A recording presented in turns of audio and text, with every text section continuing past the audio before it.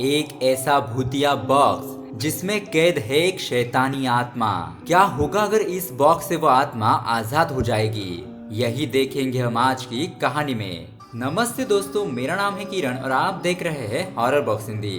तो ऐसे ही horror videos देखने के लिए हमारे चैनल को जरूर सब्सक्राइब करें। दोस्तों, कहानी की शुरुआत होती है मालाबार से।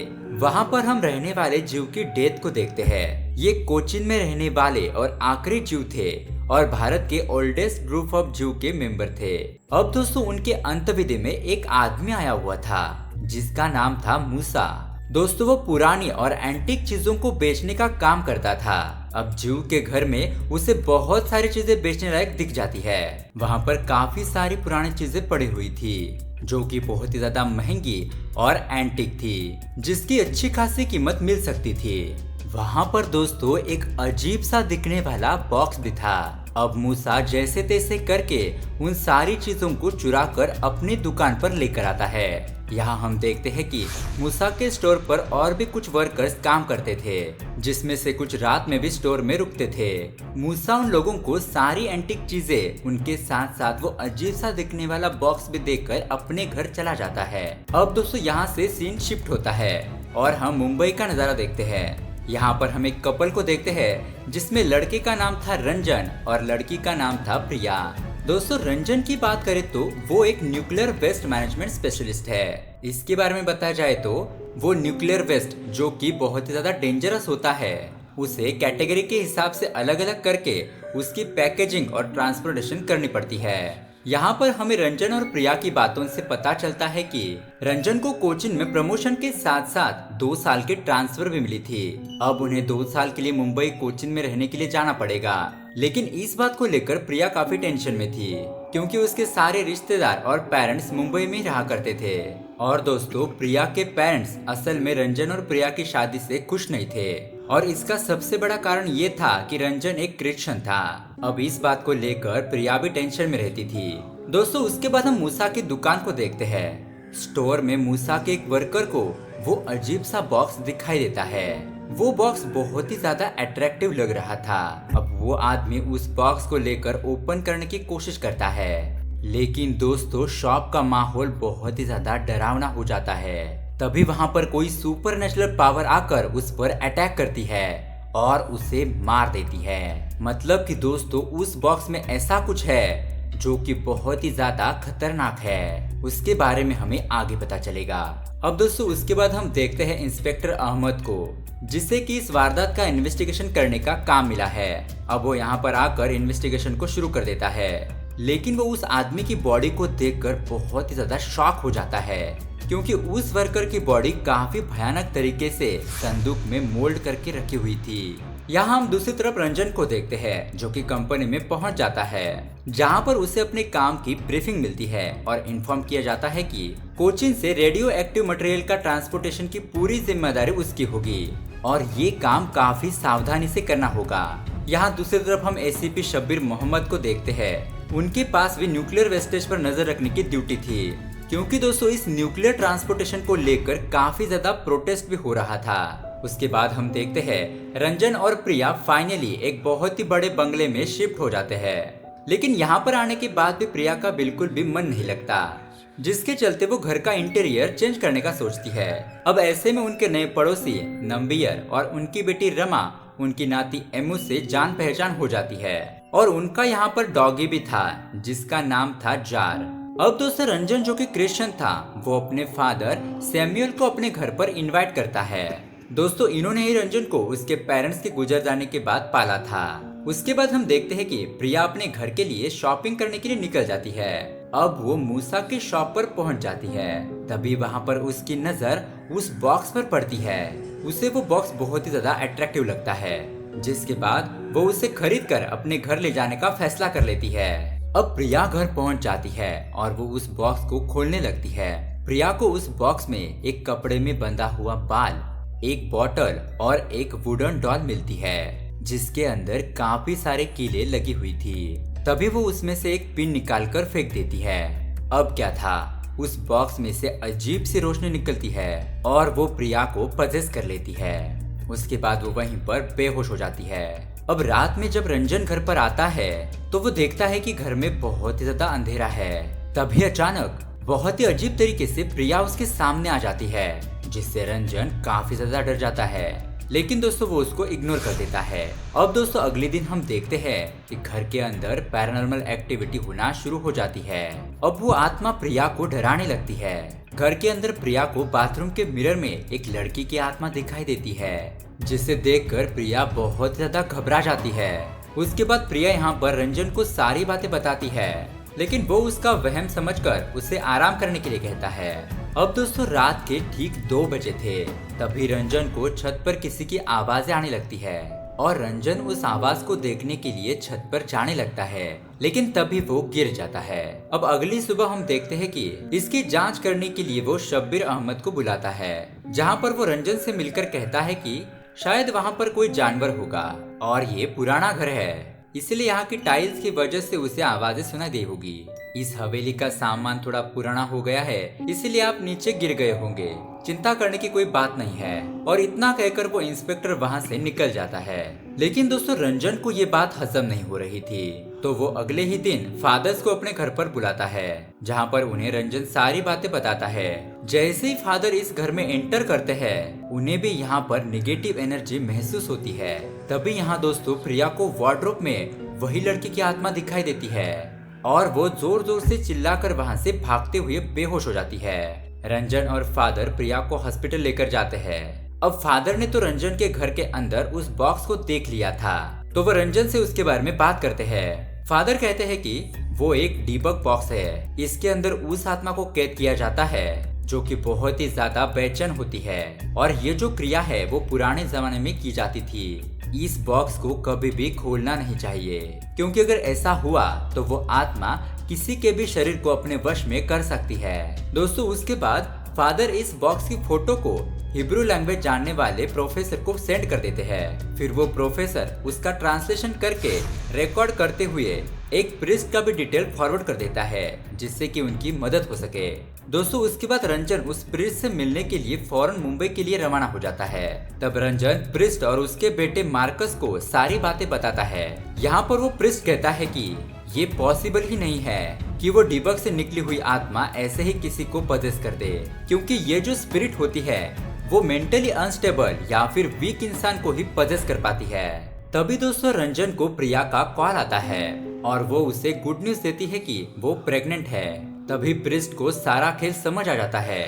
वो रंजन से कहता है कि उसने प्रिया को नहीं बल्कि उसके बच्चे को कंट्रोल में कर लिया है, जिसका अभी जन्म भी नहीं हुआ है। और सबसे बड़ी बात तो यह है कि अगर कोई रंजन और प्रिया की मदद करने के लिए आएगा तो उसके लिए सबसे बड़ा दुश्मन वो हो जाएगा। अब प्रिस्ट अगले दिन उसे अपने घर पर आने के लिए कहते हैं, लेकिन जब अगले दिन रंजन जब वहाँ पर पहुँचता है तब प्रिस्ट वहाँ पर मारे जा चुके थे, यानी कि उस आत्मा ने उनको मार दिया था। अब उसके बाद रंजन प्रिस्ट के बेटे मार्कस से हेल्प मांगता है और उस आत्मा की डर से वो अपने बच्चे को भी अबॉर्ट करने की बात करने लगता है। लेकिन मार्कस रंजन को वार्न करता है कि ऐसा करने से प्रिया की जान को खतरा हो सकता है, क्योंकि वही उस स्पिरिट को इस बच्चे के रूप में दुनिया में लेकर आने वाली है, इसीलिए वो आत्मा उस बच्चे को नुकसान पहुंचाने नहीं देगी। मार्कस ये भी कहता है कि वो कुछ तैयारी करने के बाद ही कुछ आएगा, और मार्कस रंजन को एक लॉकेट देता है जो कि कुछ हद तक उसे प्रोटेक्ट कर पाएगा। उसके बाद मार्कस के कहने पर रंजन अपने घर कोचीन पहुंच जाता है। वो घर आने के बाद सारे मिरर को हटवा देता है, क्योंकि उससे उस आत्मा को ताकत मिल रही थी। लेकिन उन लोगों को ये भी जानना बहुत ही जरूरी था कि रंजन का बच्चा लड़का है या फिर लड़की। अब ऐसे ही कुछ वक्त जाने के बाद यहाँ पर मार्कस अपनी सारी तैयारियों में लग जाता है। अब ऐसे ही एक दिन प्रिया और रंजन वॉक कर रहे होते हैं, तभी उनके पड़ोसी वाला डॉग जोर जोर से प्रिया पर भौंकने लगता है, इससे कि प्रिया बहुत ही ज्यादा नाराज हो जाती है। उसके बाद हम देखते हैं कि रात को प्रिया घर से गायब हो जाती है और रंजन उसको ढूंढने लगता है। तभी अचानक से ही हम प्रिया को देख पाते हैं, जो कि एक अजीब सी ज़ॉम्बी की तरह चल रही थी और उसके हाथ में एक बैग भी था जिससे कि खून टपक रहा था। ये देखकर रंजन उसके पीछे जाने लगता है। तभी वहाँ पर मार्कस भी पहुँच जाता है और वो प्रिया के सामने आकर उससे सवाल करता है कि वो कौन है। उसके जवाब में वो आत्मा कहती है कि इब्राहिम इजरा, और वो ये चाहता है कि मार्कस यहाँ से चला जाए। इसी के साथ प्रिया बेहोश हो जाती है और दोस्तों उस बैग के अंदर उस कुत्ते का कटा हुआ सर निकलकर बाहर आ जाता है। यानी कि दोस्तों जब उस कुत्ते ने प्रिया पर भौंका था तब उसे बहुत ज्यादा गुस्सा आया था, इसीलिए उस आत्मा ने कुत्ते को खत्म कर दिया और ये सीन यहीं पर कट हो जाता है। उसके अगले दिन हम जोशुआ यहूदी को देखते हैं जो कि मार्कस के फादर के बहुत अच्छे दोस्त थे। वो उन्हें मिलने जाता है, लेकिन अगले ही सीन में हम देखते हैं कि जोशुआ यहूदी अब इस दुनिया में नहीं रहे। वो लोग जोशुआ के बेटे से मिलते हैं और एक किताब के बारे में पूछते हैं जो कि जोशुआ यहूदी ने लिखी थी, जिसके अंदर सारे के सारे केरला के जूस की हिस्ट्री लिखी हुई थी। और मार्कस उस किताब को अपने साथ लेकर जाता है और वापस जाते वक्त मार्कस इज़रा की स्टोरी पढ़ने लगता है। और दोस्तों यहाँ पर हमें दिखाया जाता है एक फ्लैशबैक। कहानी जाती है 1941 के तिरुवनंतपुरम में, जहाँ पर हम इब्राहिम इज़रा को देखते हैं जो कि एक जू होने के बावजूद भी एक क्रिश्चियन लड़की से प्यार करता है जिसका नाम रोजी है। इब्राहिम इज़रा के फादर याकूब एक बिजनेसमैन थे और ब्लैक मैजिक में भी उनका हाथ कोई पकड़ नहीं सकता था और उनके हिसाब से जू की कम्युनिटी आखिर में इस दुनिया पर राज करेगी।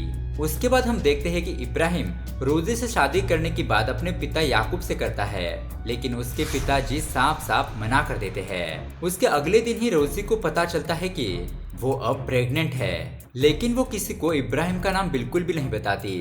अब ऐसे ही काफी दिन बीत जाते हैं और फिर रोजी को इब्राहिम का लेटर मिलता है जिसमें इब्राहिम ने लिखा था जो कुछ भी हमारे बीच हुआ है उसे भूल जाओ। अब ये देखकर रोजी को बहुत ही ज्यादा दुख होता है और वो ये सदमा बर्दाश्त नहीं कर पाती और वो खुद की जान ले लेती है।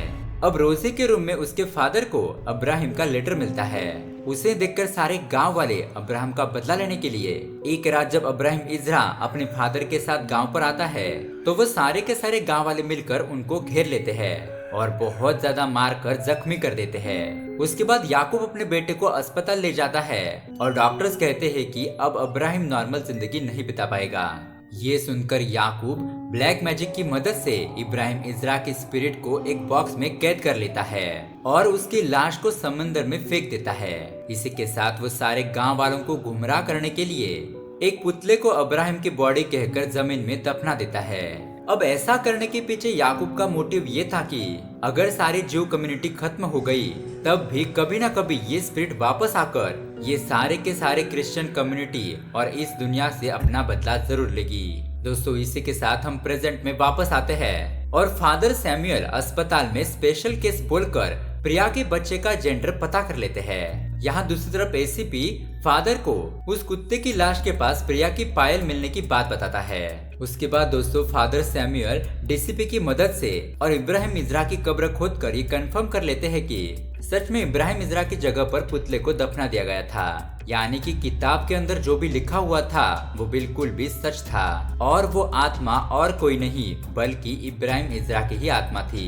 इसके बाद मार्कस ये कहता है कि इस आत्मा को खत्म नहीं किया जा सकता, इसे तो सिर्फ रोका जा सकता है और इसके लिए हमें एग्जॉर्सिज्म परफॉर्म करना होगा। ऐसा करने के बाद उस स्पिरिट को बॉक्स में बंद करके उसी अरेबियन समुद्र में फेंक देना होगा।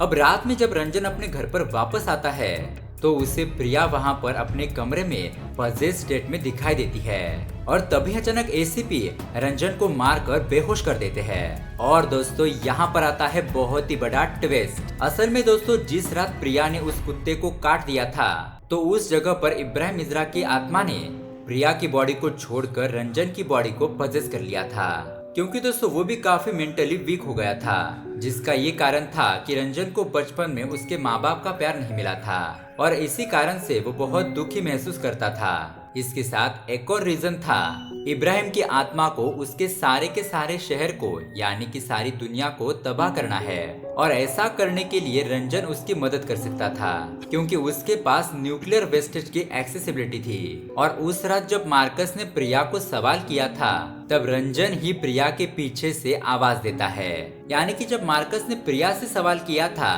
तब प्रिया ने नहीं बल्कि रंजन ने जवाब दिया था। तभी वहां पर हमें कैमरा एंगल एक अलग तरीके से दिखाए गए थे जिससे कि हमें ऐसा लगा कि प्रिया बोल रही है। लेकिन असल में उसके पीछे खड़ा रंजन बोल रहा था। अब दोस्तों मार्कस एग्जॉर्सिज्म की प्रोसेस शुरू करता है। मार्कस रंजन से कहता है कि रंजन को अपने विल पावर से ही इस इब्राहिम इजरा को अपनी बॉडी से निकालना होगा। यहाँ पर बहुत ज्यादा शोर शराबा होने लगता है, वो चिल्लाने लगता है। अब काफी स्ट्रगल करने के बाद आखिरकार मार्कस इस आत्मा को कैद करने में कामयाब हो जाता है और इस आत्मा को उस बॉक्स में बांधकर उसे समंदर में फेंक देता है। अब दोस्तों बात रही प्रिया के बच्चे की, तो उसके पेट में एक लड़का पल रहा था और दोस्तों ये आत्मा भी लड़के की ही थी और यही कारण था कि आत्मा ने प्रिया को पजेस कर लिया था ताकि वो फिर से जन्म ले पाए। लेकिन जब उसने देखा कि यहाँ पर उसका मकसद सारे लोगों को तबाह करना है, तो उस आत्मा ने सोचा कि जन्म लेने से अच्छा है वो रंजन को पजेस कर लेगा और उसके बॉडी का इस्तेमाल करके सारे शहर को तबाह कर देगा। लेकिन ऐसा कुछ नहीं होता और अब सब कुछ नॉर्मल हो जाता है। उसके बाद हम देखते हैं कि प्रिया भी एक हेल्दी बेबी को जन्म देती है और दोस्तों यहाँ हम दूसरी तरफ देखते हैं कि वो बॉक्स और किसी दो लोगों को मिल जाता है। समंदर के लहरों के साथ वो एक किनारे में पहुंच गया था, यानी कि अब ये सिलसिला फिर से शुरू होगा और दोस्तों ये मूवी यहीं पर एंड हो जाती है। तो दोस्तों आपको ये मूवी कैसी लगी हमें कमेंट करके जरूर बताइएगा। साथ ही इस वीडियो को लाइक और हमारे चैनल को सब्सक्राइब करना ना भूले। वीडियो देखने के लिए आपका धन्यवाद।